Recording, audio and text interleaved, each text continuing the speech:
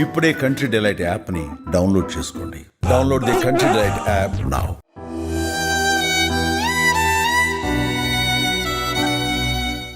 Madam ఇంత ఘోరంగా జరుగుతుంది.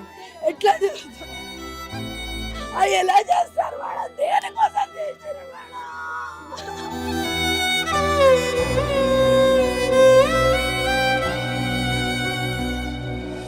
అంటే ఆడపిల్లకి రక్షణ లేదా మేడం? ఆడపిల్ల కోసం చేశారా లేకపోతే ఇంట్లో ఏమన్నా తీసుకెళ్ళడానికి చేశారా? ఇది ఎలా కనుక్కోవాలి? నా చిట్టి తల్లి, నా చిట్టి తల్లి, నా చిట్టి తల్లి.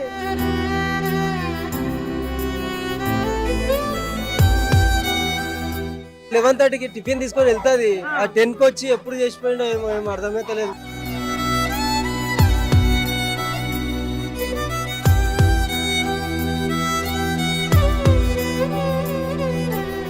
కూకట్పల్లిలోని దయారగూడ కాలనీలో ఒక ఇన్సిడెంట్ జరిగింది. ఏంటంటే సహస్రాణి అనే 12 ఏళ్ల పాపను అత్యంత కిరాతకంగా దారుణంగా హత్య చేశారు. తల్లి తండ్రి ఇద్దరు రేణుక కృష్ణ కూడా ప్రైవేట్ ఎంప్లాయీస్. తల్లి వచ్చేసి ఒక ప్రైవేట్ హాస్పిటల్లో ఆమె ల్యాబ్ టెక్నీషియన్గా వర్క్ చేస్తున్నారు. ఫాదర్ వచ్చేసి బైక్ మెకానిక్ అని చెప్తున్నారు. సో వాళ్ళకు ఇంకో బాబు కూడా ఉన్నాడు. అయితే ఆ పాపకి ఈరోజు స్కూల్లో స్పోర్ట్స్ డే సందర్భంగా హాలిడే ఇచ్చారని, అలాగే ఆ పిల్లోడు మాత్రం స్కూల్కి వెళ్ళాడు. ఆ బాబుకి లంచ్ బాక్స్ తీసుకెళ్ళమని చెప్పేసి లంచ్ బాక్స్ అంతా రెడీ చేసి క్యారేజ్ కూడా రెడీ పెట్టి వాళ్ళ మదరు డ్యూటీకి వెళ్ళిపోయారు, ఫాదర్ కూడా వెళ్ళిపోయారు. ఆ సమయంలోనే 12:30 వరకు కూడా బాబుకి లంచ్ బాక్స్ ఇవ్వకపోయేసరికి స్కూల్ నుంచి ఫోన్ వచ్చిందని అప్పుడే ఫాదర్ ఇంటికి వచ్చి ఏంటి లంచ్ బాక్స్ ఎందుకు ఇవ్వలేదని వచ్చి చూసేసరికి ఆ పాప ఇదిగో ఇదే రూమ్లో విగతక జీవిగా పడి ఉన్నటువంటి పరిస్థితి. బయట లాక్ చేసేసారని చెప్తున్నారు. 4-5 చోట్ల అమ్మాయిని కత్తితోటి ఘాట్లు, చాలా పెద్ద పెద్ద ఘాట్లు ఉన్నాయి. అలాగే మెడ మీద కూడా కత్తితో కోసేసినటువంటి పరిస్థితి. అయితే కింద నుంచి ఇది 3rd ఫ్లోర్లో ఉంది ఈ బిల్డింగ్. పైన 2 రూమ్స్ పెంట్ హౌస్ లాగా ఉంది, 2 రూమ్స్ ఉన్నాయి. కింద నుంచి 3 ఫ్లోర్స్ వరకు ఎలా వచ్చారు, ఆ వచ్చిన వ్యక్తులు ఎవరు అనేది కూడా ఇప్పుడు అర్థం కాకుండా ఉంది. వాళ్ళ మదర్ కూడా మాకు ఎవరితోటి ఏం ఇష్యూస్ లేవు, చుట్టుపక్కల కూడా ఎవరితో ఏం గొడవలు లేవు, చిన్న చిన్న ఏమన్నా పిల్లలు గొడవ పడితే పడుతుండొచ్చేమో కానీ మాకైతే ఏం లేవని చెప్తున్నారు. ఇంకొకటి ఇందులో లోపల బంగారం కానీ లేకపోతే డబ్బులు కానీ ఏమన్నా పోయినాయా అని చూసుకునేటువంటి పరిస్థితుల్లో కూడా ఆ పేరెంట్స్ కానీ లేకపోతే వాళ్ళకి సంబంధించిన వాళ్ళు కూడా ఎవరూ లేరు. ఎందుకంటే ఆ పాప చనిపోయిన షాక్లోనే ఉన్నారు అందరూ. నేను ఎప్పుడు రెగ్యులర్గానే ఇలా మా పిల్లల్ని వదిలేసి వెళ్తున్నా, పైన ఆడుకుంటారు పిల్లలు అని కూడా చెప్తున్నారు.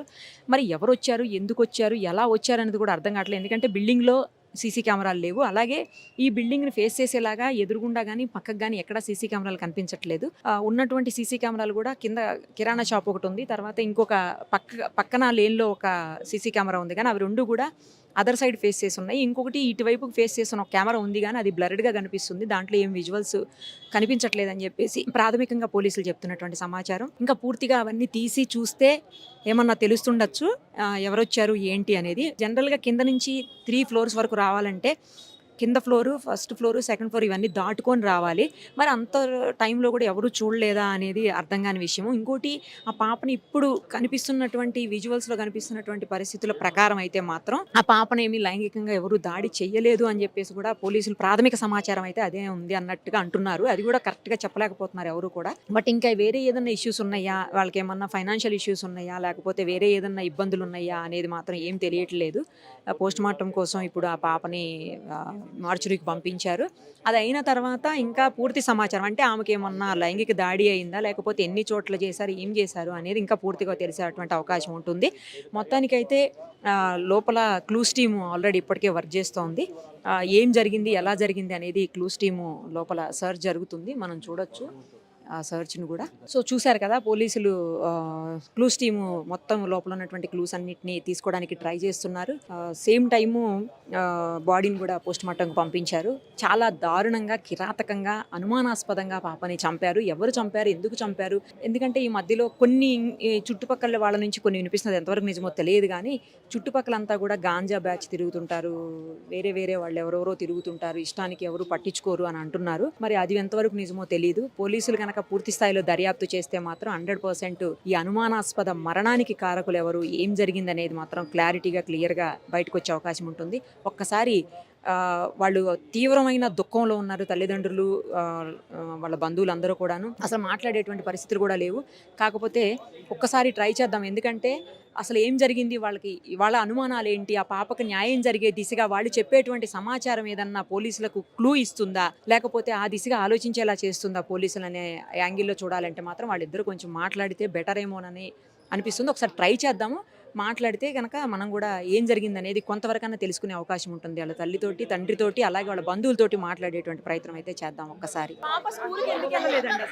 వీళ్ళు ఆడలే మేడం, వాళ్ళ స్పోర్ట్స్ లేదు, వాళ్ళకి స్పోర్ట్స్ జరుగుతుంది అని చెప్పి హాలిడే ఇచ్చారు. లేదు మేడం, 11:30కి టిఫిన్ తీసుకొని వెళ్తుంది. ఆ 10కి వచ్చి ఎప్పుడు చేసిపోయిండో ఏమో అర్థమైతే లేదు.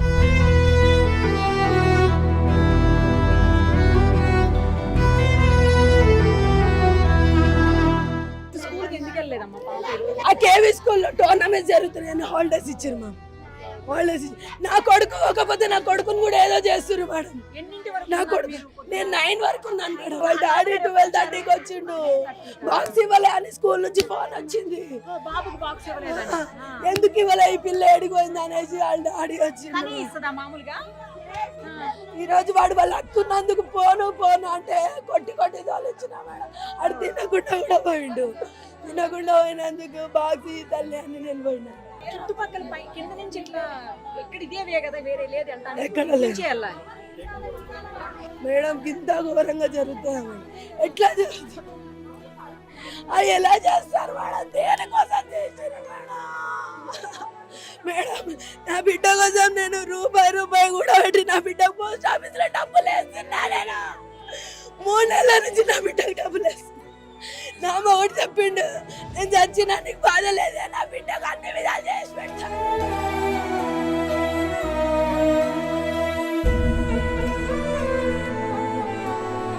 వాళ్ళ డాడీ ఏడ్చుకుంటా నాకు ఫోన్ చేసిండు. బాబు ఎక్కడున్నాడమ్మా? జాగ్రత్త బాబు. ఎలా మేడం? అంటే ఆడపిల్లకి రక్షణ లేదా మేడం?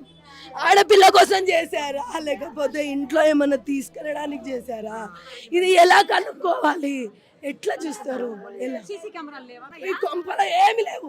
మనుషులు మాత్రం వస్తే ఎంక్వైరీ చేస్తారు. ఇంటికి ఎవరైనా వస్తే, ఇంటికి ఎవరైనా ఉంటే ఈ పొంద రాయే అంటే ఎన్ని రోజులు ఉంటారని అడుగుతారని పోయిందంట.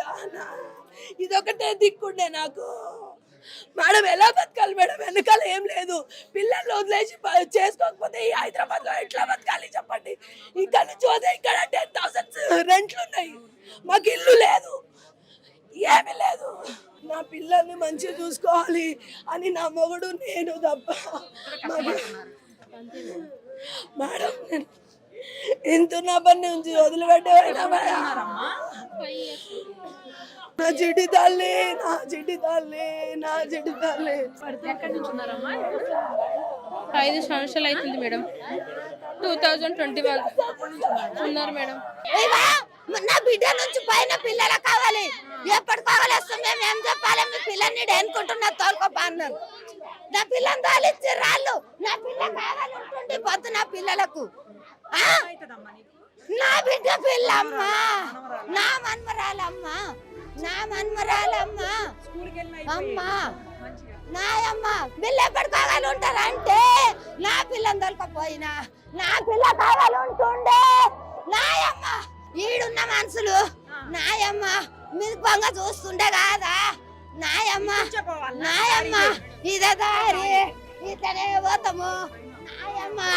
నాయమ్మ నా పిల్లకు నుంచి లాస్ట్ అక్కడ వరకు వెళ్ళి మరి వేరే వెళ్ళడానికి అయితే అంత పైకి వెళ్ళలేరు కదా మేడం. అంత చిన్న పాపకి వెళ్ళేసి చేశారు. మళ్ళీ ఇక్కడ ఈ ఇంట్లో కెమెరాలు ఉన్నాయో లేవో తెలియదు. మళ్ళీ సైడ్ లో ఎక్కడ ఉన్నాయో లేదో తెలియదు మేడం, మాకు తెలియదు. పైనే ఉంటాం మేడం. పక్క పర్షన్ దిగువనక ఏం జరిగిందో ఏం తెలియదు మ్యామ్. 12:30కి ఆయన లంచ్ ఇవ్వడానికి వచ్చారంట. ఇంతలోగా అంకులు కేకేసి పైన ఏమో ఏడుస్తున్నారు చూడుకో అంటే చూసేసరికి పాప బ్లడ్లో పడి ఉంది. మొత్తం పొట్టలో 2-3 సార్లు పొడిచడం, పేక్ కట్ చేసిండు. మా హస్బెండ్ పక్కన ఉన్న ఆమె, ఒక ఆమె కింద కిరేకున్న ఆమె, ముగ్గురిపై ఫస్ట్ చూసిండు. వాళ్ళ డాడీ ఫస్ట్ చూసిండ్రు. వాళ్ళ డాడీ గట్టిగా ఏడవగానే ఎందుకు ఏడుస్తున్నారని పోయి చూసిండ్రు. ఎవరికి తెలియదు, ఆయన గడియ పెట్టి పోయిండంట. మీరు కిందకు వచ్చి కింద కింద ఫ్లోర్లో ఉంటాం. మీ దగ్గర నుంచి ఎవరైనా వెళ్ళటం అట్లా ఏమన్నా చూసారా? లేదు, మాకు చివరి పోర్షన్ అంటే పోర్షన్ ఇది మెట్లు అవి కదా, మాకు తెలియదు, మా లోపలనే తెలియదు అనమాట, మాకు వెళ్ళేది వచ్చేది తెలియదు అట్లా. ఎప్పుడన్నా పాపకి ఏమన్నా ఇబ్బంది ఉన్నట్టు ఎప్పటికైనా చెప్పిందా? లేదు లేదు మాట్లాడుద్ది పాప. పిల్లలు మాకు ఇద్దరు అమ్మాయిలు, మా ఇద్దరు అమ్మాయిలు ఉన్నారు, అందరూ కలిసి ఆడుకుంటారు. గమనించలేదు మ్యామ్, మేము అంత గమనించలేదు. నేను 11:20కి వెళ్ళిపోయినాను, 2కి వచ్చాను. ఇప్పుడు అవి జరిగిందని తెలుసు. లేదు మ్యామ్, పనికి పోతాం. మరి సీసీ కెమెరాలు లేవా? లేవు, చుట్టుపక్కల ఉన్నాయి అంటారు, ఎంక్వైరీ చేస్తున్నారు. మీ బిల్డింగ్లో లేవు? మా బిల్డింగ్లో, ఎదురుగా బిల్డింగ్లో పక్క బిల్డింగ్లో ఉన్నాయి, అవి ఎంక్వైరీ చేస్తున్నారు. నేను ఇప్పుడే వచ్చానండి. వచ్చేసరికి మాకు ఫోన్ చేసిరు, తెలిసి ఇంకా హడావుడికి వచ్చేసాం అంతే. బాజు కేవీ బేగంపేట. అంటే వాళ్ళకి స్పోర్ట్స్ మీట్ ఉందని కొంచెం బ్రేక్ ఇచ్చారు. కొంతమందికి ఉంది, ఇప్పుడు ప్రైమరీ సెక్షన్ కాబట్టి బ్రేక్ ఇచ్చారు. 6th క్లాస్ డి కోడలు అవుతుంది. చాలా షార్ప్ పాప. నేను 4 రోజుల కిందట మాట్లాడిన. అది తెలీదండి, మీరే తెలుసుకొని వాళ్ళకి న్యాయం చేయాలి, పేరెంట్స్కి న్యాయం చేయాలి. మీరు మీడియా పర్పసే మాకు హెల్ప్ చేయాలి. ఏందనేది మీరు అది మనకు తెలీదండి. మేము ఇప్పుడే వచ్చాం, పైకి కూడా వెళ్ళలేదు. మేము వచ్చేవరకు బాడీని తీసుకెళ్ళారు.